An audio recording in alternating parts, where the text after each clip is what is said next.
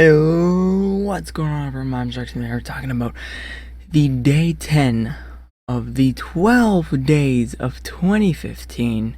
That's right, we only have 2 more days and then no more stress. Thank the Lord. Anyways, for today's video, we are going to review one of probably my favorite game of 2015. You guys already know, my anticipated game of the year, and it is my game of the year. Spoiler alert. It's WWE 2K16.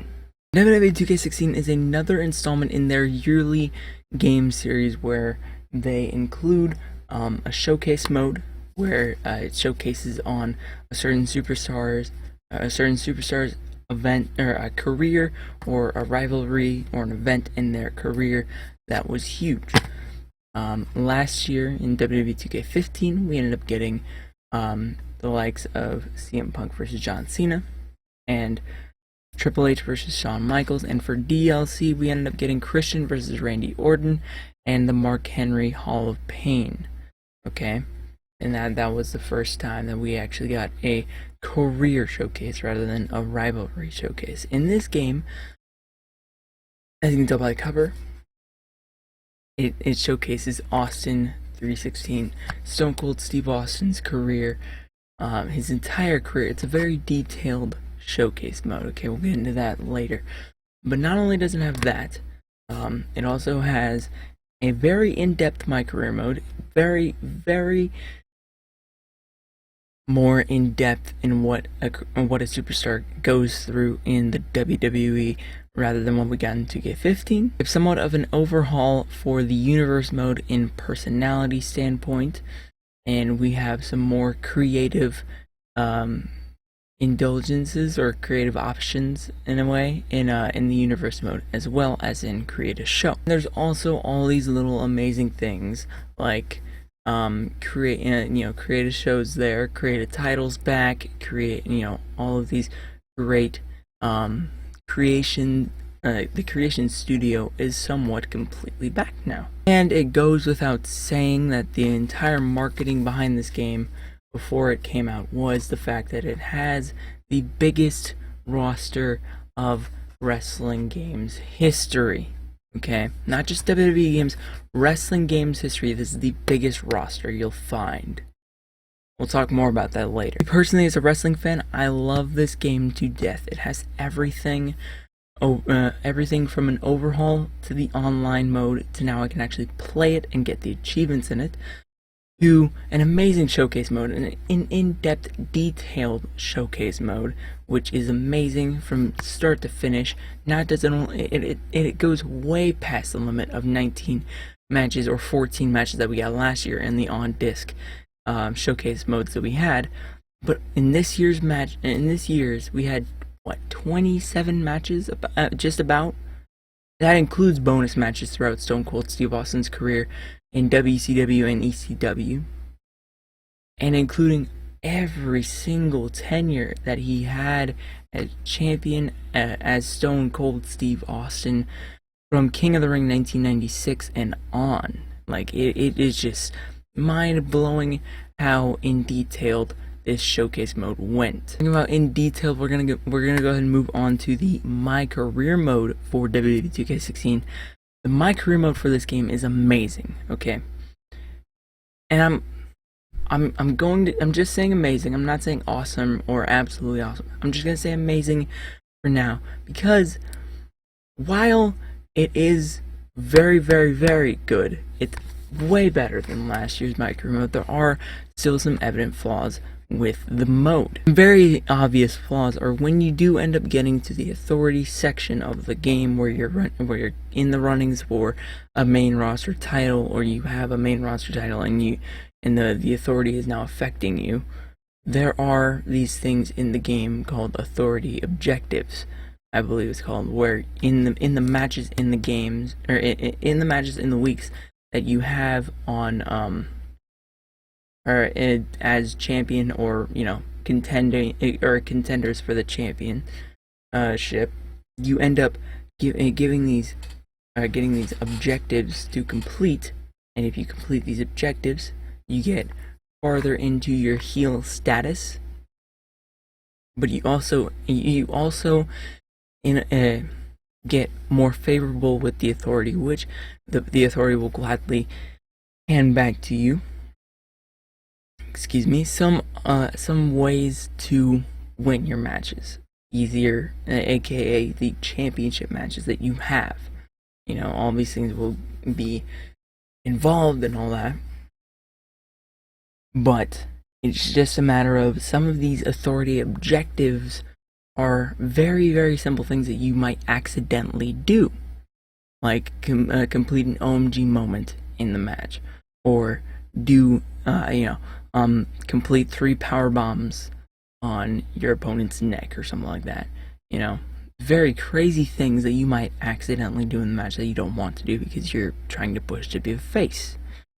In the game, you might, as I said, you might accidentally do these things, and you might be favorable with the authority on complete accident.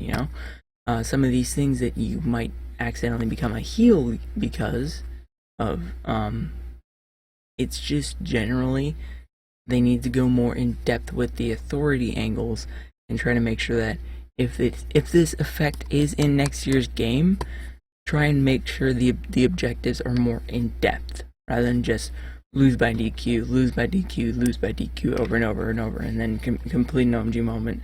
Then you want to add a flair to your match, and then that happens, and then now you're favorable with the authority and you're a heel. That being said, you also have an SP boost when you do these objectives, so it's kind of nice that you got the SP boost, but it's also bringing you towards being a heel. Now I'm talking about the heel and face alignments in the My Career mode.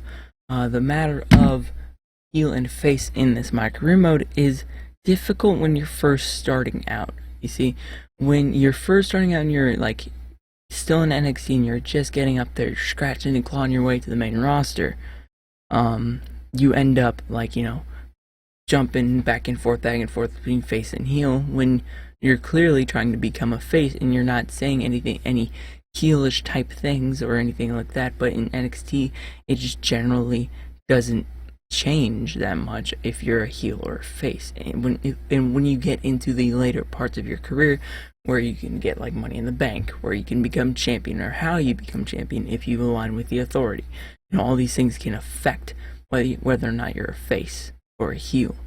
So I just feel like if they're going to again have this in the game next year, which they should, they just need to tweak some things to make sure that over the course of the entire career you can affect whether or not you're a face or a heel, because that's so important to your character and your career that the NXT portion is a big portion of your career. It's arguably like a fourth or maybe even a third of your career that you spend in NXT, going for the NXT championship, and then eventually relinquishing it or losing it or something like that, and then you move up to the main roster. You go for the Intercontinental Championship or the United States Championship and all these other things.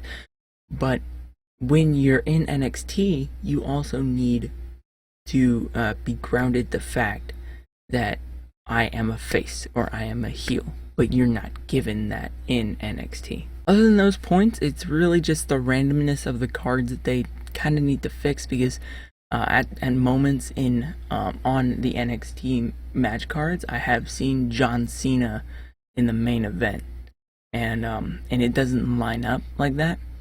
There's also been some really odd matches that I've had to play myself, which were interesting. That made my career even more, these random card type of things while you're in a rivalry doesn't really make sense, but it does in the long run help your character, but just seeing it in the rest of the card doesn't really make sense. Again, John Cena popping up in the main event of NXT just does not add up, and they should fix that. Other than that, I generally loved everything about the My Career mode. It was great. Overall, it's a great series that I cannot wait to keep uploading on this channel.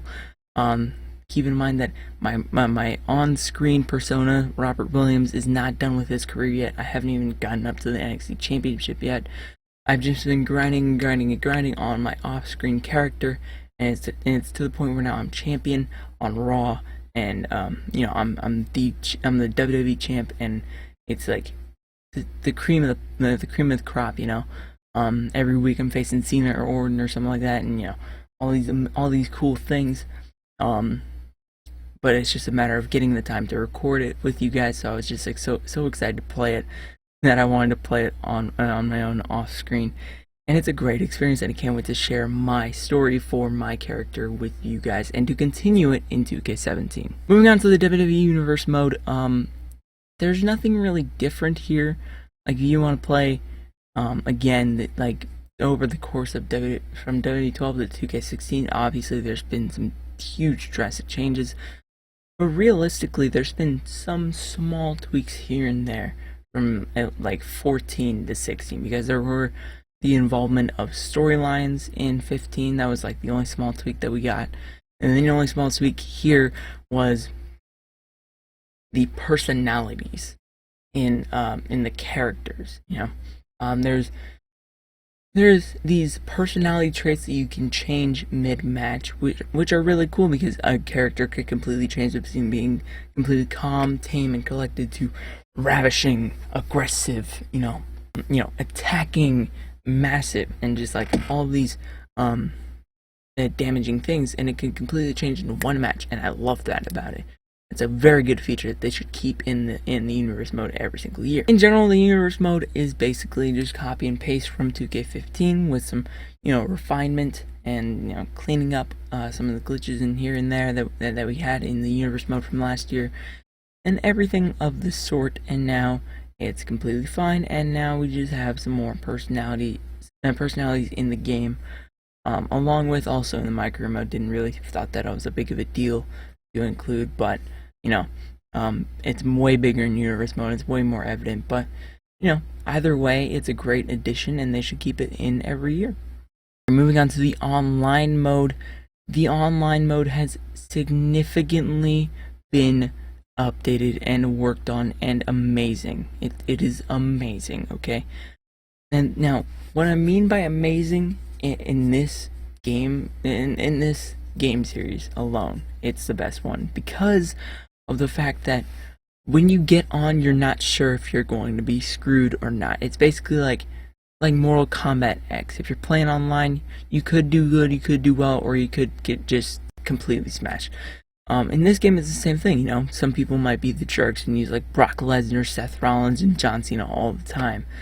And then there's the guys that genuinely want to play a good game and put on a good match with you, and pick guys like Dean Ambrose, Randy Orton, all these like lower overall guys that still put on great matches, and you can physically make a fantastic match, especially with all these other superstars that are on the roster that are like legends. Like DDP's on there, Rikishi's on there, Stone Cold. We could see Stone Cold versus Dean Ambrose, you know, Roman Reigns versus Rikishi. You know, all these things like DDP versus Edge. That was one of my dream matches, and I'm really glad that I got to see it on 2K16. Other than what we've covered in all the main modes, in the one-on-one, you know, the exhibition play mode, there has been some major overhauls, and it is so amazing, because in the game itself, the stamina works so well. It works way better than it did in 2K15, and I don't know how. It's still like basically it feels like the same thing. It just works better. And again, I said this in my first gameplay that I uploaded of the game. The smooth gameplay and the crisp graphics that we see, along with the smooth gameplay that we get in the fighting. Like, I don't see myself ever going back to play 2K15 after playing 2K16, because they refined so many of these moves and added so many of these moves that it's just like hard to play any other WWE game without it. You know, I only go back to 13 and 12 for nostalgia, technically, because I was 11 and 12 when those games came out, and now I'm a sophomore in high school. But you know, all these things add together to make an even better experience, along with the fact that the game has, you know, you don't have to there's no loading screens in the entrances, and all. You can break out and attack your opponent mid their mid entrance, or right before you come out, or after you come out, and all these things that factor in, along with the personality things in the universe mode and in the micro mode. Everything all affected in the other game modes that you can just hang out and do on your exhibition play and you're just playing with your friend, breakout. You know, it's a really cool function that was added and it's a really great function and I love it. With all those positives being said, there's got to be some flaws. There's always some flaws with everything. So some of the flaws in this game include, yes, while it is the largest roster of all wrestling games time, that also includes some really, really wasted spots on the roster that they should have already filled with some amazing superstars from today. Alright, some of the useless superstars, just to name a couple that's off the top of my head. You know, there's Haku, the Tongan wrestler. There's no point in him being in the game, really. I mean, he's useful in the showcase mode a bit, I think, but other than that, really, there's no point. There's no point at all. Like, he's just there to take up another spot so that 2K16 can say, we have the largest roster ever. And that also includes General Adnan, you know. The Iron Sheik, I don't know what his name is in the game, but it's something different. I think it's Colonel Mustafa. Something like that. And then, you know, all of these weird things. One disappointment that I kind of had, not really a huge one, but there's all of these characters, like, the Godfather. Like, we get the Godfather in the game, just says, come on, Mustafa. Like, come on now. And then there's also, like, X-Pac in the game, you know. All these, like, huge, or not huge, but not big or small wrestlers that we know that we know in the series that some of we might not even know, period, that are in the game just to say, hey, we have the biggest roster ever.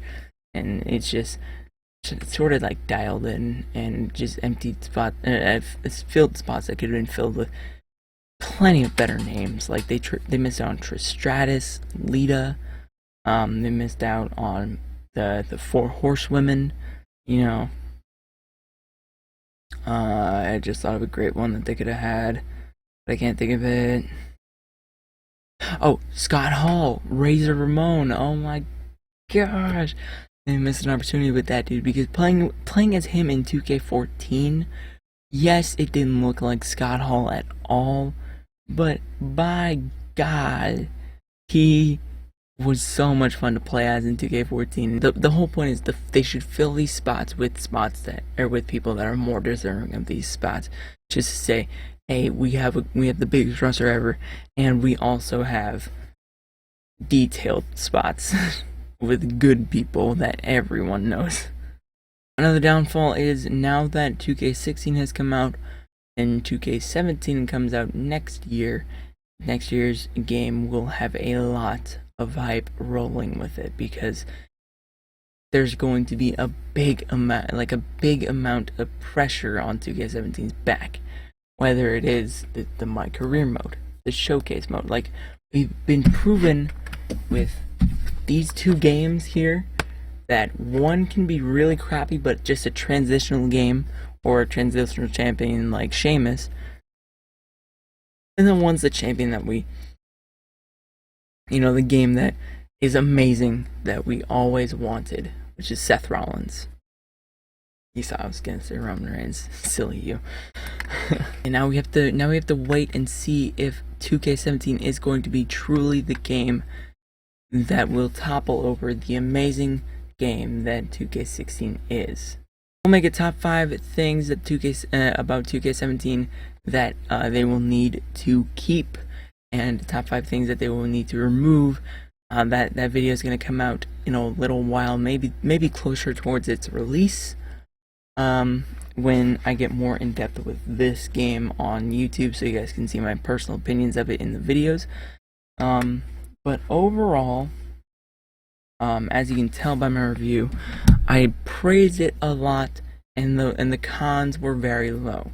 Okay, the only cons I have to say are that it's glitchy at most times, but the only glitches it really has are in the entrance sequences. You know, like the debacle with Tyler Breeze not having his Titantron, all these like little doodads here, like Superstars will not like accidentally do the wrong entrance. I think there was a time when I was just playing one-on-one for like the Intercontinental title between me and Neville, and Neville did his entrance, but he had the Terminator's entrance. Like, whoa, okay, calm down there. But everything worked together right in this game. Glitchiness in some aspects of the game, and wasted characters and wasted spots in the roster are the only two cons I really found in the game. And don't get me wrong, when I played this game compared to this game, I was getting ready to say it was a good attempt at a better game, but we have to wait till next year, because it was so hyped and it sounded amazing, and it just sounded too good to believe. But WWE 2K16 is absolutely awesome.